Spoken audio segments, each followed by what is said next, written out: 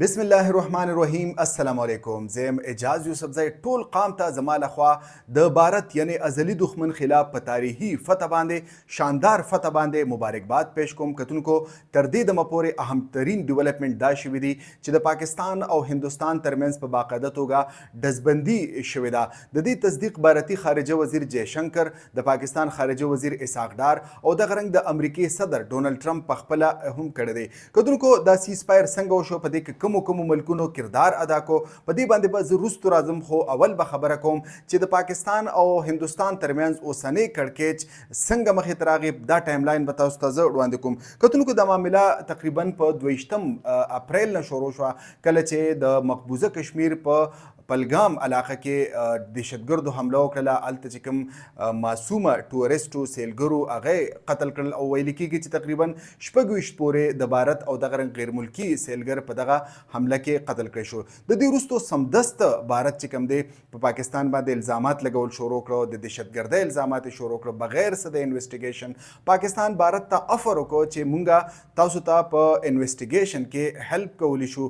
پاکستان تاسو ته که تحقیقات تاسو کول غواړئ نو پاکستان په دې کې چې کوم دی تاسو مدد کولی شي. مونږ هم دهشتګردي ختمول غواړو. خو بھارت په دامره طاقت کې، په دامره چې کوم په تکبر کې، په خپل فوج باندې، په خپل وسلو باندې، په خپل جهازونو باندې، په خپل میزایلو باندې دامره په تکبر کو چې د پاکستان هغه افر مسترد کو. د دې وروستو ایران میدان ته راغی او د پاکستان او هندوستان ترمنځ د مصالحت کوشش وکړ. د ایران خارجه وزیر عباس عراقچي اول پاکستان ته راغی او بیا بھارت ته لاړل او د دوه ملکونو د مشرانو سره گفتگو وکړله چې به سیز فایر به څنګه چې وکړو.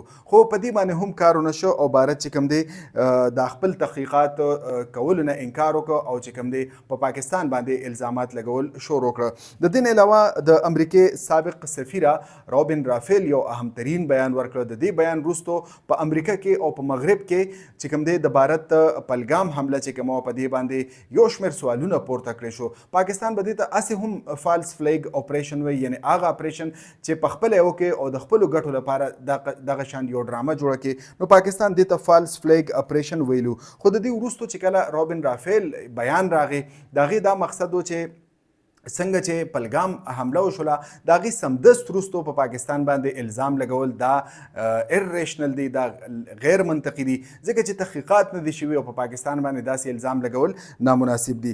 دغه رنګ یو شمېر عالمي جریدو هم دا خبره پوینټ وکړه چې بھارت تر دې دمه هیڅ قسمه ثبوت نه دی ورکړی چې ګنې پاکستان په پلګام دهشتګردۍ حمله کې ککړ وي. د دې وروستو معامله تلله په 9 مۍ باندې بھارت د اپریشن سندور په نوم باندې په پاکستان کې وکړلې او په یو شمېر علاقو باندې میزایل وغورځولې، تقریبا 26 میزایل وغورځولې او د دې په نتیجه کې 26 عام وګړي، ماشومان او زنانه شهیدان شو او 46 پورې په دې کې ژوبل شو. په دې حملو کې جوماتونه، مدرسې او دغه رنګ عام آبادي په نښه کړې شوې وه.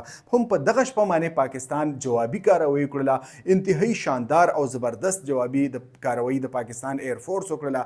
په کې چانی ساخته جیب 17 تندر بلاک 3 تیارو چې کوم دی اهم رول پلی کو او د بھارت په دغه شپه باندې، یعنی په کومه شپه باندې چې هغوی اپریشن سندور چې کوم دی لانچ کړو، په دغه شپه باندې پاکستان د بھارت 15 جهازونه، جنگي جهازونه راوغورځول.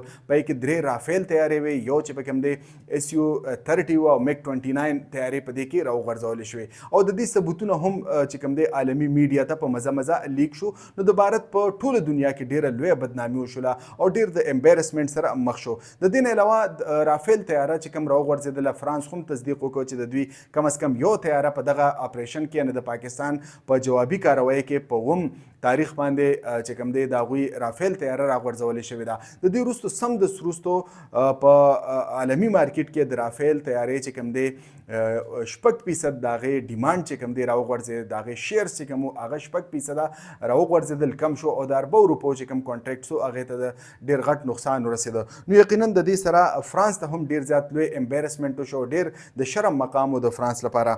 کتونکو د دې نه علاوه یعنی پاکستان چې کوم جهاز استعمال کړو هغه جیب 17 تندر بلاک 3 او دغه رنګ یو شمېر نور لړاکه تیارې چې کوم وي د بھارت خلاف جوابي کاروی کې په دغه شپه استعمال شوی وي. په دې کې چې کوم میزایل او PL-15 دغه میزایل دا 15 وانه تیارې چې کوم دي دا په 1 go کې راغورځولې وي.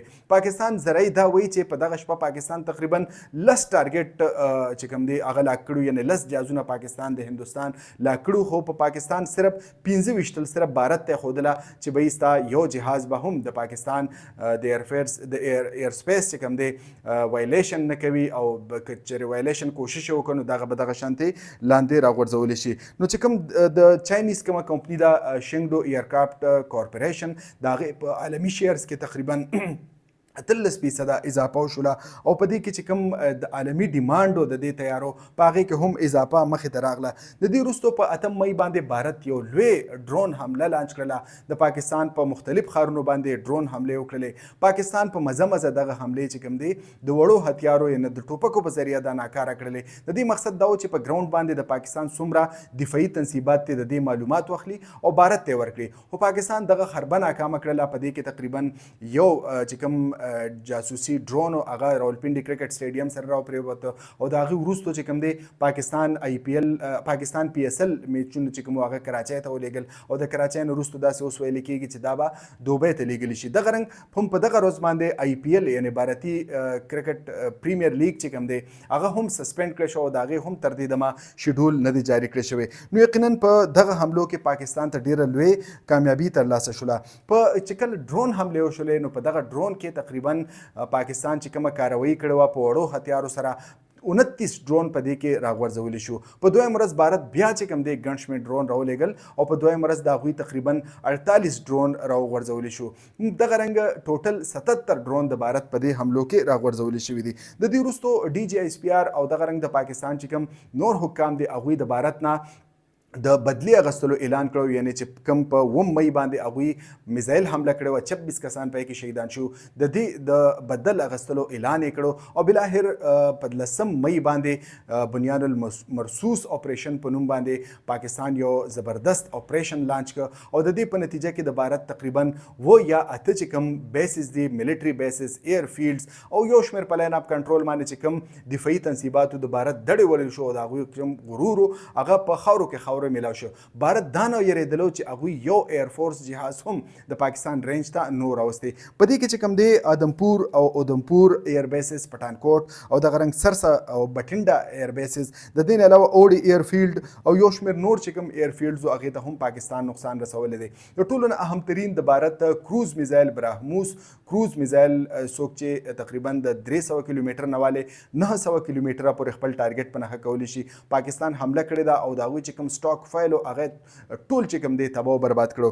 د دې نه علاوه روسي ساخته بھارتي میزایل S-400 کوم چې جدیدترین میزایل دي او دا ډېر زیات ګران دي او بھارت تقریبا دا په 1.5 ارب ډالر باندې اغوستی. دا هم پاکستان په دغه حملو کې تباه او برباد کړي دي. یعنې بھارت نه صرف خپل ځان بدنامي وکړله بلکې د روسیې هم بدنامي کړې ده. د دې وروستو د امریکې خارجه وزیر اکټیو شو. د دواړو ملکونو د وزیر خارجه سره رابطې وکړلې چې بھئی تاسو ډي اسکلیشن وکړئ سیسفایر طرف ته لاړ شلی.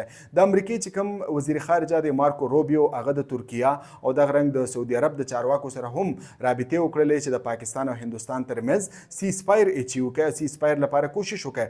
د دې 3 ملکونو په کوششونو سره بلاخر پاکستان او هندوستان دې ته تیار شو چې ګنې سیسفایر به اناونس کو. وروستو د امریکې صدر ډونالډ ټرمپ هم د پاکستان او هندوستان ترمنځ د سیسفایر تصدیق وکړو.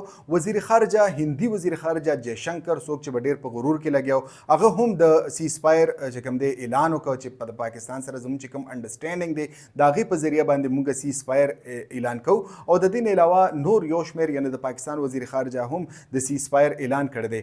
نو پاکستان ته یو بهترین شاندار فتح ترلاسه شوې ده د یو داسې دشمن خلاف چې هغه د پاکستان نه تقریبا 5 ګونه سیوا دی. د هغوی ختیار سیوا دي د هغوی میزایل سیوا دي د هغوی فوج سیوا دی د هغوی چې کوم جهازونه دي نیوي ده هغه سیوا دي. د دې باوجود پاکستان چې کوم دی څنګه نن د میزایلو بوچاړ کړو په هندوستان باندې هغوی په خاموشۍ باندې مجبوره شو او نن چې کوم دی سیسفایر ته کېناستلي دي. کتونکو همدا و د نننۍ ورځ اهمترین ویلاګ. راتلونکي ویلاګ پورې اجاز یوسفزۍ ته اجازت ورکړئ. د الله په امان.